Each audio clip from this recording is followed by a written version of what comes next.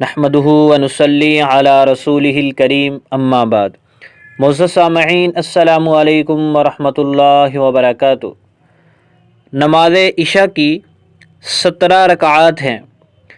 بہت سے خوش قسمت لوگ ایسے ہیں جو مکمل 17 رکعات ادا کرتے ہیں، لیکن کچھ لوگ ایسے ہیں کہ جو سستی کی وجہ سے 17 رکعتیں ادا نہیں کرتے، البتہ اس سے کم رکعتیں ادا کرتے ہیں۔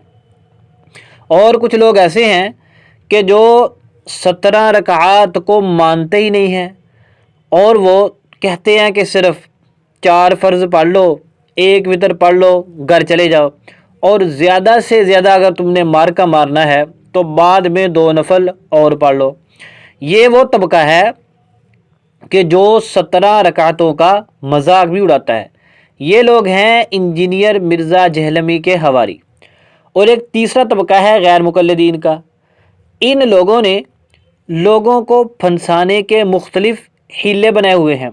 ان میں سے ایک یہ بھی ہے کہ لوگوں سے کہتے ہیں وہ 17 رکعتیں کہاں پڑھنی ہیں، کون پڑھے، بندہ تھکا ہوتا ہے، اتنی لمبی لمبی رکعتیں، اتنی لمبی نماز، 4 رکعتیں پڑھو، 1 وتر پڑھو، گھر جاؤ، موجیں کرو۔ اور زیادہ سے زیادہ اگر کسی غیر مقلد کے دل میں کوئی آ جائے نفل پڑھنے کا شوق تو وہ 2 نفل پڑھے گا، بس اس سے زیادہ نہیں۔ اس لیے آپ غیر مقلدین کی مسجد میں چل جائیں، عشاء کی نماز پڑھیں گے، اس کے بعد کوئی 1 وتر پڑھ کے گھر جا رہا، کوئی 2 نفل پڑھ کے 1 وتر پڑھ کے گھر جا رہا، کوئی شوق نہیں لمبی نمازوں کا، کوئی شوق نہیں نفلوں کا۔ ہم الحمدللہ آج آپ کے سامنے صحیح روایات کی روشنی میں پوری تفصیل کے ساتھ عشاء کی 17 رکعتوں کو ثابت کریں گے۔ چونکہ انجینئر مرزا جہلمی کے حواریوں کا اکثر مطالبہ ہوتا تھا کہ اسلام 360 کا حدیث نمبر بتائیں ہم کو، کیونکہ وہ زیادہ تر وہی استعمال کرتے ہیں، تو آج ہم نے سوچا کہ چلو ان کا یہ مطالبہ بھی پورا کر دیتے ہیں۔ آج ہم انشاءاللہ چند حوالہ جات کے علاوہ باقی اسلام 360 کے حوالہ جات کی روشنی میں آپ کے سامنے احادیث مبارکہ پیش کریں گے مکمل حوالہ جات کے ساتھ، اور آپ کو بتائیں گے کہ نماز عشاء کی رکعات 17 ہے۔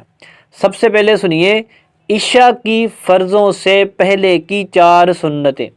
ہمارے سامنے ایک کتاب ہے الدرایا، اس کو لکھنے والے ہیں صحیح بخاری کی شرح فتح الباری کے مصنف علامہ ابن حجر عسقلانی رحمۃ اللہ علیہ۔ انہوں نے ایک کتاب لکھی ہے الدرایا، اس میں انہوں نے سنن سعید بن منصور کے حوالہ سے ایک روایت نقل کی ہے حضرت براء بن عازب رضی اللہ تعالی عنہ سے مرفوع۔ فرمایا کہ نبی پاک صلی اللہ علیہ وسلم کا ارشاد نقل کیا ہے کہ جو آدمی عشاء کی نماز سے پہلے 4 رکعتیں پڑھے گویا کہ اس نے اس رات نماز تہجد پڑھی، اور جو شخص نماز عشاء کے بعد 4 رکعتیں پڑھے وہ ایسے ہے کہ گویا اس نے وہ رکعتیں لیلۃ القدر میں ادا کی۔ الدرایا جلد نمبر 1 صفحہ نمبر 198۔ اس روایت سے واضح طور پر معلوم ہوا کہ نماز عشاء سے قبل 4 رکعتیں پڑھنے کا بہت ثواب ہے، گویا کہ نماز تہجد پڑھنے کے برابر ہے۔ اب ایک اور روایت سنیے جو موقوف روایت ہے، اس کی سند حسن ہے۔ ہم اپنے ایک دوسرے بیان میں اس کے ایک ایک راوی کی توثیق بیان کر چکے ہیں۔ حضرت عبداللہ بن عمر بن عاص رضی اللہ تعالیٰ فرماتے ہیں 4 رکعات قبل العشاء کقدرہن من لیلۃ القدر، کہ نماز عشاء سے قبل 4 رکعتیں پڑھنا لیلۃ القدر یعنی شب قدر میں 4 رکعتیں پڑھنے کے برابر ہے۔ الضعفاء الکبیر العقیلی جلد نمبر 4 صفحہ نمبر 101۔ اب یہ حوالہ اس لیے دیا تھا تاکہ آپ کو معلوم ہو جائے کہ نماز عشاء کے 4 فرضوں سے پہلے 4 سنتیں پڑھنا ثابت ہے۔ یہ 2 حوالہ جات دیے، ایک مرفوع روایت، ایک موقوف روایت۔ اس کے علاوہ بھی حوالہ جات ہیں، وہ آپ ہماری دوسری ویڈیو میں سن سکتے ہیں۔ یہ 4 رکعتیں ثابت ہو گئی۔ اب آتے ہیں 4 فرضوں کی طرف۔ ہمارے سامنے روایت ہے حضرت عائشہ رضی اللہ تعالیٰ عنہ کی، نبی پاک صلی اللہ علیہ وسلم کی بیوی فرماتی ہیں کہ اول آپ صلی اللہ علیہ وسلم پر نماز کی دو رکعتیں فرض تھی سوائے مغرب کے، اس کی 3 تھی۔ پھر اللہ تعالیٰ نے ظہر کو، عصر کو اور عشاء کو حضر میں 4 رکعتوں کے ساتھ مکمل کر دیا، یعنی اللہ تعالیٰ نے ظہر کی، عصر کی، عشاء کی رکعتوں کو 2 سے بڑھا کر 4 کر دیا۔ مسند احمد حدیث نمبر 2345، اور یہ روایت صحیح ہے۔ اس روایت سے معلوم ہوا کہ نماز عشاء کے فرض حضر میں 4 ہیں، تو 4 پہلے سنتیں ہو گئیں اور 4 فرض ہو گئے، کتنے ہو گئے؟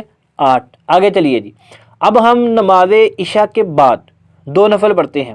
یہ حضرت عائشہ رضی اللہ تعالی عنہ کی روایت ہے، وہ نبی پاک صلی اللہ علیہ وسلم کی نفلی نمازوں کے متعلق تفصیل بیان فرما رہی تھی، تو انہوں نے فرمایا کہ آپ ذرا دیکھیے، وَيُصَلِّي بِالنَّاسِ الْعِشَاءَ، پھر آپ صلی اللہ علیہ وسلم لوگوں کو نماز عشاء پڑھاتے تھے، وَيَدْخُلُ بَيْتِي، اور پھر یعنی نماز عشاء پڑھا کر میرے گھر میں آ جاتے تھے، فَيُصَلِّي رَكْعَتَيْنِ، پھر آپ صلی اللہ علیہ وسلم 2 رکعتیں ادا کرتے تھے۔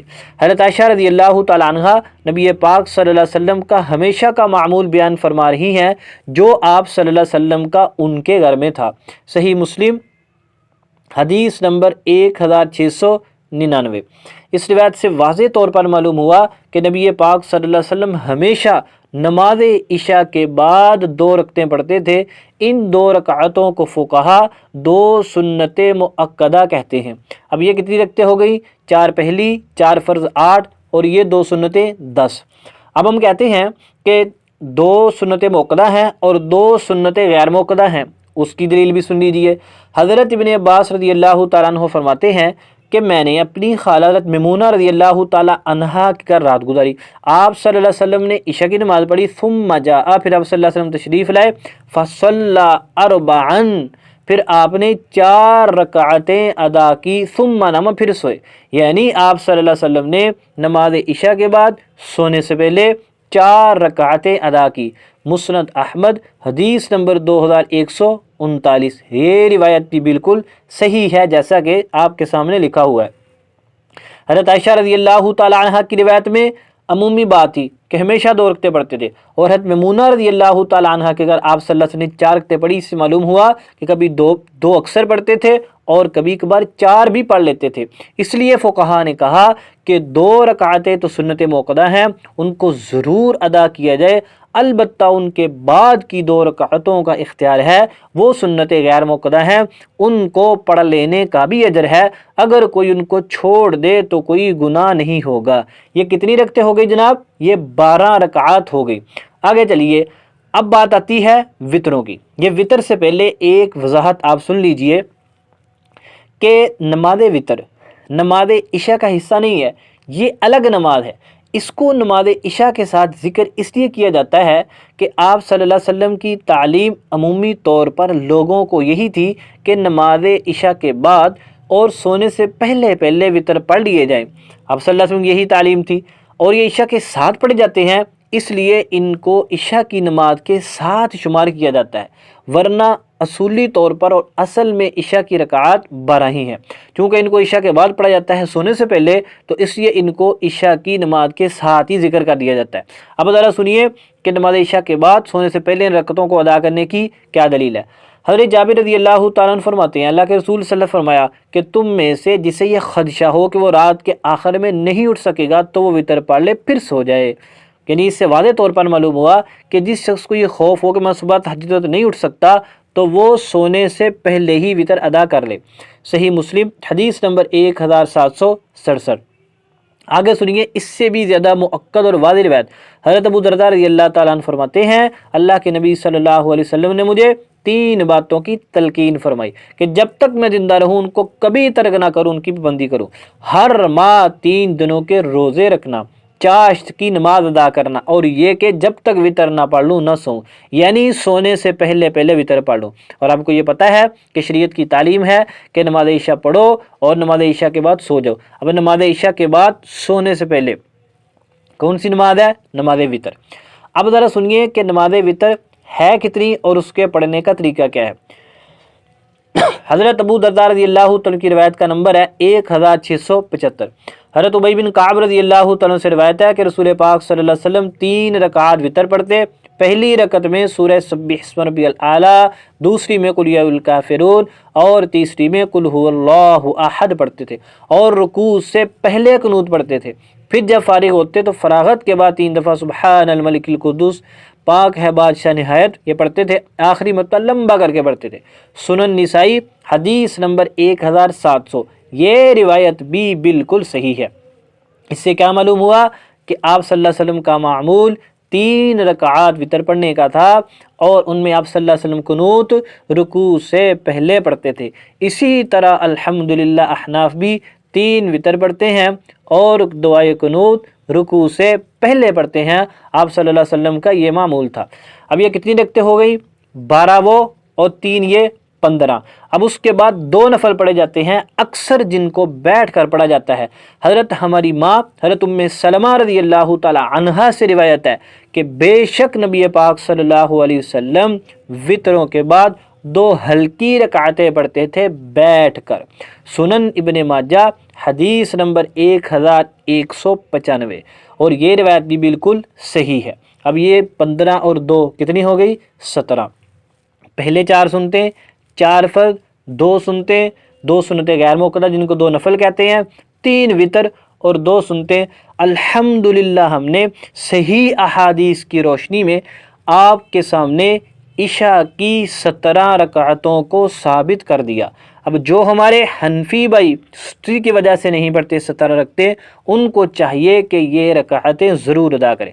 اور انجینئر مرزا کے حواری ہیں، وہ کہتے ہیں کہ جو ہمیں دلیل دکھائے گا، جو ریفرنس سے بات کرے گا، ہم اس کی بات کو مان لیں گے۔ تو ہم نے اسلام 360 سے آپ کو مکمل حوالہ جات کے ساتھ 17 رکعتیں ادا کر دکھا دی ہیں۔ اب آپ کی ذمہ داری ہے اور شرعی طور پر آپ پر لازم ہے کہ آپ ان رکعتوں کو ادا کریں، اور ان کا انکار کرنا، ان کا مذاق اڑانا چھوڑ دیں۔ اور ہم غیر مقلدین سے بھی کہتے ہیں کہ تم جو عوام کو عمل بالحدیث کا دھوکہ دیتے ہو، اس کو چھوڑ دو، اصل طور پر اس طرح حدیث مبارکہ پر عمل کرو جیسے ہم نے آپ کو نبی پاک صلی اللہ علیہ وسلم کی صحیح اور معتبر روایت دکھائی ہے۔ ان روایتوں پر عمل کرتے ہوئے تم بھی اتنی ہی رکعتوں کو ادا کرو جتنی آپ صلی اللہ علیہ وسلم ادا کرتے تھے۔ اللہ پاک ہم سب کو فرضوں کے علاوہ نفل سنتیں کثرت سے ادا کرنے کی توفیق عطا فرمائے۔